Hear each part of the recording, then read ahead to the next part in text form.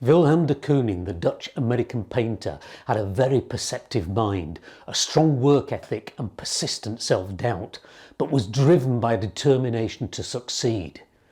His intense exploration of the human form and abstraction played out against a background of innovation and contradiction, and saw the charismatic de Kooning play a seminal role in the development of post-war American art.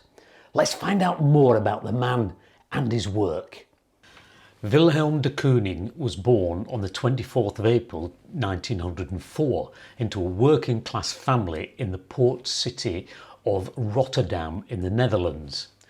His father, Leendert de Kooning, and his mother, Cornelia Nobel, separated when he was just 3 years old. Willem experienced a modest but rather difficult upbringing, living primarily with his mother. At this time in the Netherlands, it was highly unusual for the husband to instigate a divorce.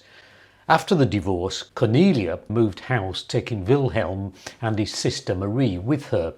They settled in Jozefstraat in West Rotterdam before moving later to a small two-storey house in North Rotterdam. On the 8th of April 1908, Cornelia remarried. Just 5 days before the marriage, she sent Willem to live with his father, but Wilhelm's father also remarried later that year on the 25th of November, so de Kooning was sent back to live with his mother. In the Netherlands during the early 1900s, school was mandatory only for the first 6 years. After that, children were usually apprenticed to a trade. So at the age of 12, de Kooning left school and became an apprentice at Gidding and Zoon, a commercial and decorating firm. They soon recognised de Kooning's talent. The company encouraged him to enrol in night classes at the Rotterdam Academy of Fine Arts and Techniques, now known as the Willem de Kooning Academy.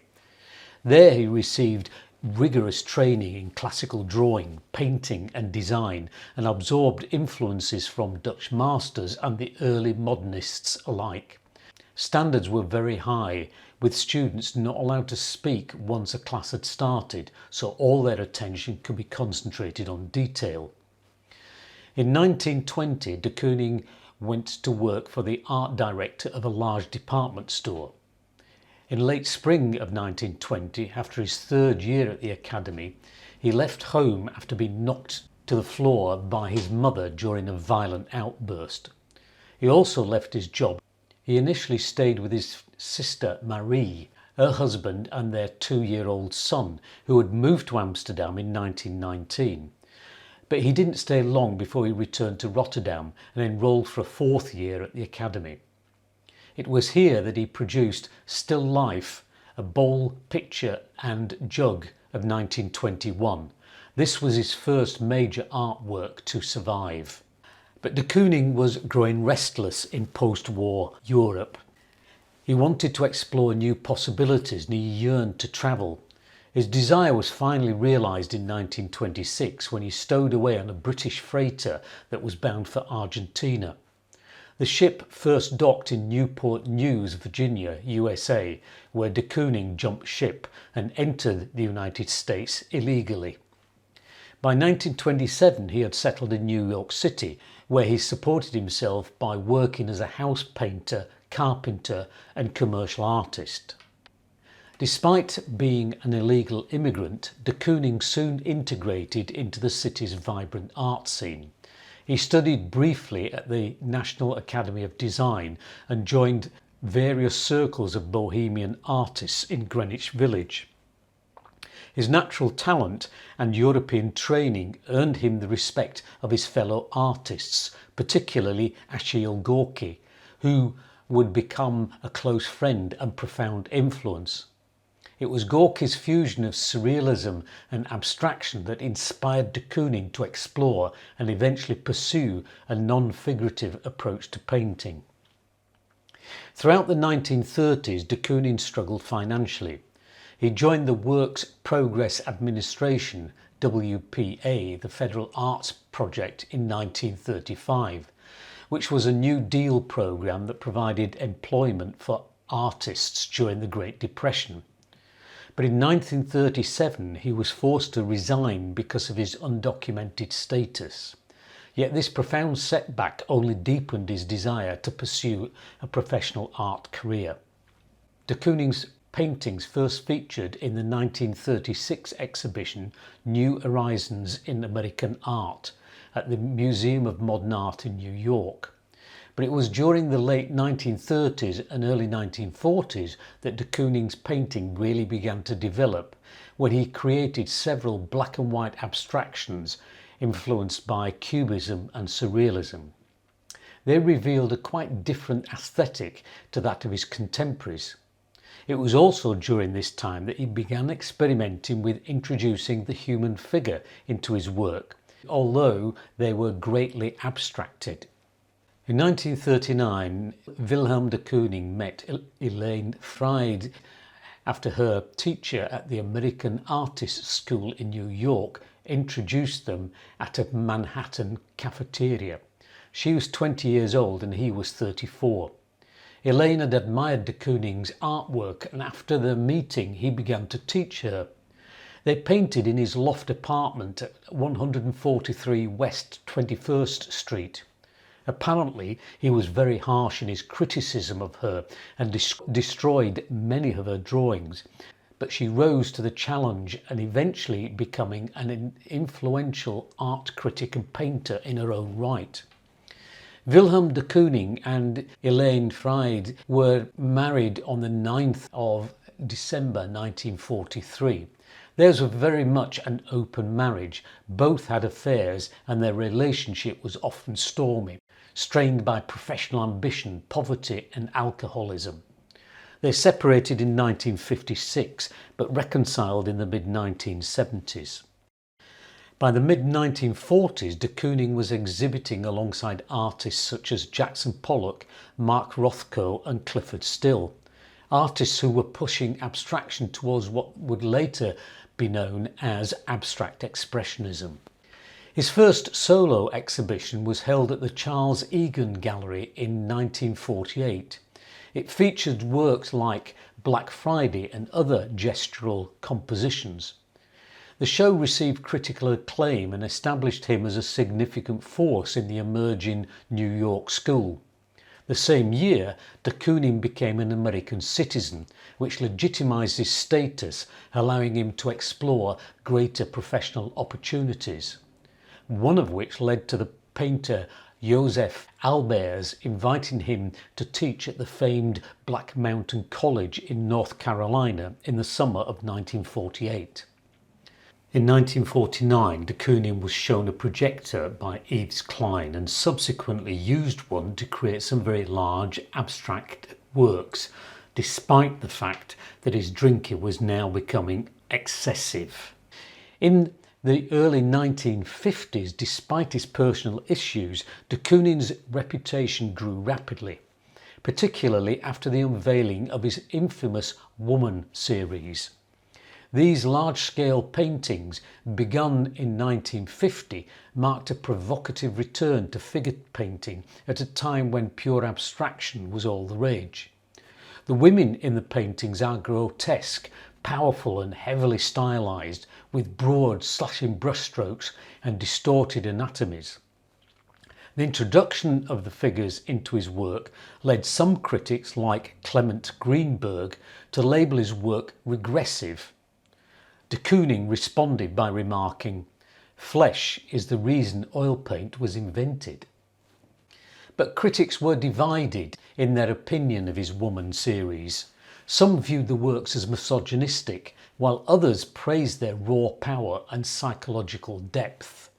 De Kooning defended the series as a continuation of his exploration of the figure, which, although rooted in classical tradition, could, he felt, still be explored in modern expression. It is without doubt that his blend of figuration and abstraction helped redefine the possibilities of modern painting and helped to establish him as a central figure in post-war American art. His choice to explore the tension between abstraction and figuration was a quite different approach to that of Jackson Pollock's all-over drip painting or Mark Rothko's colourfield painting. Critics classed all as abstract expressionists, but de Kooning made it very clear that he rejected any connection between his work and the abstract expressionists, or any other art movement for that matter. In 1951, de Kooning exhibited Woman 1, amongst other works, at the Sydney Janus Gallery. It was subsequently purchased by the Museum of Modern Art in New York. De Kooning had started Woman 1 in 1950, but it wasn't completed until 1952. The painting's fame was enhanced by its creation being photographed by Rudy Burkhardt and also by Thomas B. Hess's article De Kooning Paints a Picture, which appeared in the Art News magazine. In the article, Hess described the painting's creation as a voyage that involved hundreds of revisions, several abandonments and restarts, and was only completed minutes before the work was loaded onto a truck to go to the gallery. During the 1950s, de Kooning began to experiment with new materials and subjects, including abstract landscapes, urban scenes, bicycles and mythology, as well as his paintings inspired by women. After his separation from Elaine in 1957, he divided his time between New York City and Long Island. At Long Island, the coastal landscape inspired in de Kooning a more lyrical, open approach to his compositions. Works such as Ruth's Zowie and Door to the River were produced during this period and exhibit a freer, more painterly style with wider colour fields and a loosening of form. In 1962, after living in the US for 35 years, he finally became an American citizen. In 1963, he designed and built a studio and home in East Hampton, Long Island, and would for the next few years divide his time between his new abode and New York. It was in East Hampton during the early 1960s that he met and befriended a number of high-profile individuals, including Paul McCartney.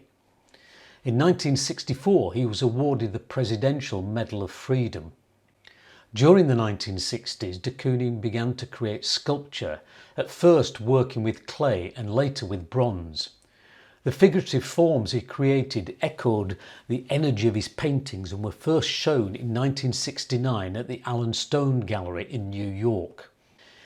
His first international retrospective exhibition was held in 1968 at the Stedelijk Museum in Amsterdam and organised by his friend Thomas Hess, the art director and curator. De Kooning attended the opening, which was his first trip back to his native country since leaving in 1926. The exhibition later travelled to London, New York and Chicago. Despite this success, de Kooning still struggled with alcoholism, which resulted in periods of isolation and emotional instability, which at times affected his output of paintings. In 1971, de Kooning's move to Long Island became permanent. Surrounded by the ocean, the woods and large skies provided him with new inspiration. Elaine returned to live with de Kooning around 1975. She hoped she might help him adopt a healthier lifestyle, but the decades of hard drinking proved a difficult adversary to defeat. Nevertheless, she did reorganise his studio structure and hired new assistants. In many ways, their previous companionship was rekindled. Her return coincided with his work displaying a more joyous, almost improvisational abstraction, which can be seen in works such as Whose Name Was Writ in Water of 1975 and Untitled 7 of 1981. But despite his continued intermittent struggles with alcoholism and his mental health, de Kooning's reputation continued to soar during the late 1970s. In 1978 he was awarded the Andrew Mellon Prize and had a retrospective at the Whitney Museum of American Art, with critics hailing his resilience and the vitality of his artworks. In 1984 de Kooning was commissioned by St. Peter's Lutheran Church in New York to paint a triptych for its altar, but in 1985 it was rejected as being too personal a form of art for group worship. It was around this time that he began to display signs of cognitive decline, which eventually would lead to him being diagnosed with Alzheimer's disease. Elaine continued to support him, but in 1989 she died of lung cancer. This was a devastating loss for de Kooning, and as a result he came under the guardianship of his daughter Lisa, who was granted power of attorney over his affairs. During the time under the guardianship of his daughter, de Kooning's studio continued to produce works attributed to him, but concerns arose over how much he was actually involved in the production of the paintings, and also about the ethics of marketing paintings created by someone in such a compromised position. But others argued the works were valid because abstract expressionism was an intuitive rather than intellectual process. Despite the disagreements on whether his paintings were serene meditations on form or actually de Kooning paintings at all, his work still attracted commercial success and scholarly attention. De Kooning painted his last work in 1991 before finally succumbing to the ravages of Alzheimer's disease 6 years later on the 19th of March 1997. He was 92 years old. His body was cremated, but the location of his ashes is not known. Willem de Kooning once said, "Art never seems to make me peaceful or pure. I always seem to be wrapped up in the melodrama of vulgarity." Yet Willem de Kooning managed to discover something profoundly expressive in his work. His continual reinvention, his resistance to being pigeonholed, saw him happiest in the tension between order and chaos, between pure abstraction and figurative painting. He was a restless pioneer who had a profound effect on 20th century art. Thank you for watching. I hope you've enjoyed the video. If you have, perhaps you might like to buy me a coffee. You can do so by clicking the little thanks button just at the bottom of the video here. That would be much appreciated. Thank you very much. I'll see you in the next video. Goodbye!